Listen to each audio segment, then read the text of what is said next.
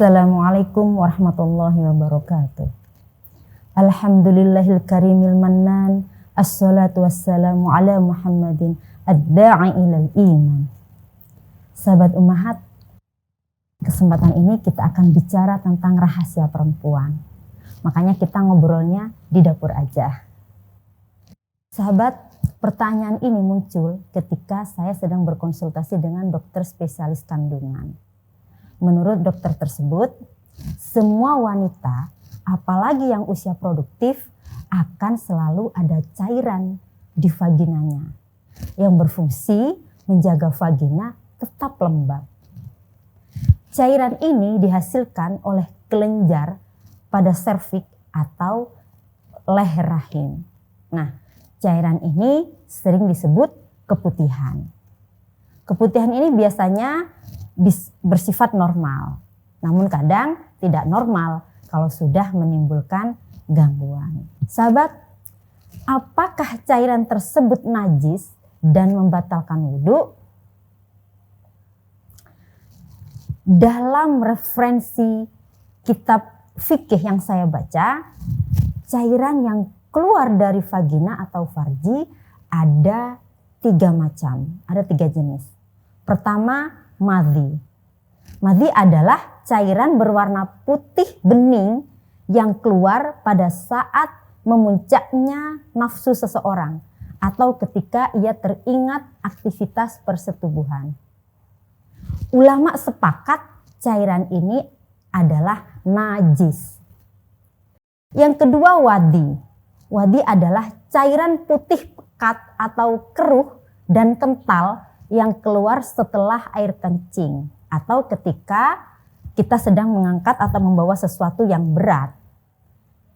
Atau kadang ketika kita kecapean juga keluar wadi ini. Ulama sepakat juga bahwa wadi juga najis. Ini dijelaskan dalam kitab I'anatul Thalibin dan Al-Fiqhul Islami wa Adillat.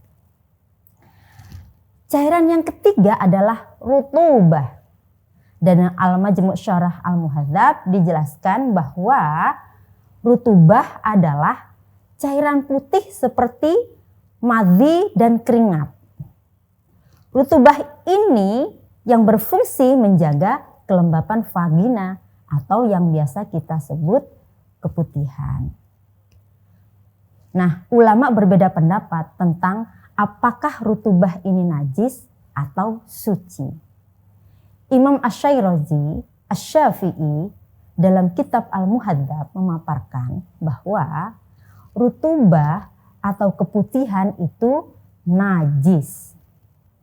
Dalam kitabnya disebutkan, wa amma rutubatu farjil mar'ati fannususu annaha najisatun.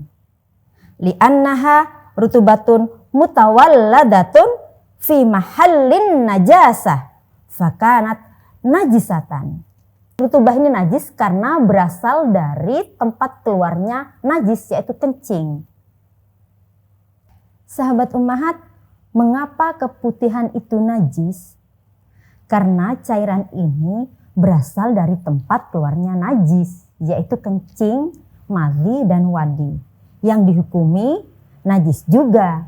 Ini keluar dari tempat yang sama dengan keputihan. Namun Imam Al-Baghawi, Imam Ar-Rafi'i, dan ulama lainnya berpendapat bahwa menurut pendapat yang ashah, rutubah adalah suci. Karena dianggap sama dengan keringat.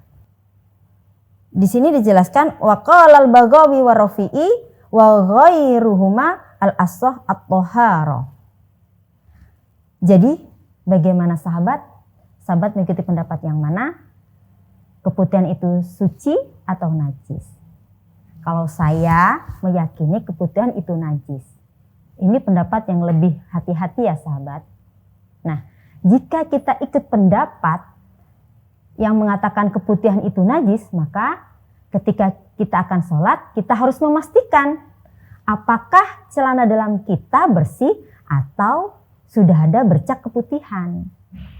Jika ada bercak keputihan, maka ganti celana dalam tersebut sebelum sholat. atau sebelum bersuci. Atau kalau sedang dalam perjalanan dan tidak di rumah, kita bisa menggunakan panty liner ya sahabat. Jadi yang najis dan perlu diganti panty linernya aja, tidak perlu ganti celana dalam.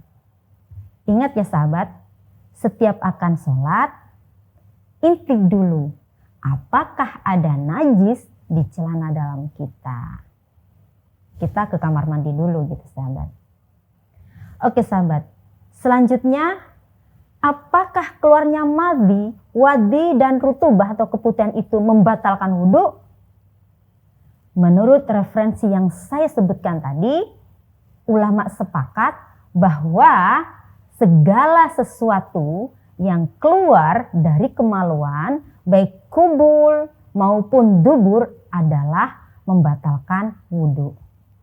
Segala sesuatu tersebut, baik sesuatu yang biasa keluar seperti air seni, kotoran, angin atau kentut ya, air madi, wadi, keputihan gitu ya, air mani itu juga membatalkan wudhu, atau sesuatu yang tidak biasa, misalnya batu gitu ya, karena kencing batu, darah atau cacing, barangkali sedang cacingan ya sahabat ya, itu membatalkan wudhu juga gitu.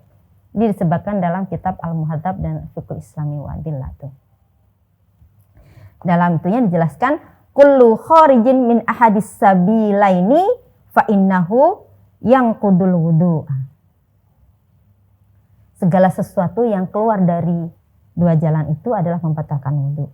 Jadi jelas sahabat ya, kalau sahabat sedang keputihan ya, lagi banyak-banyaknya keputihan gitu ya, maka harus dipastikan bahwa sebelum sholat kita bersuci dulu gitu loh.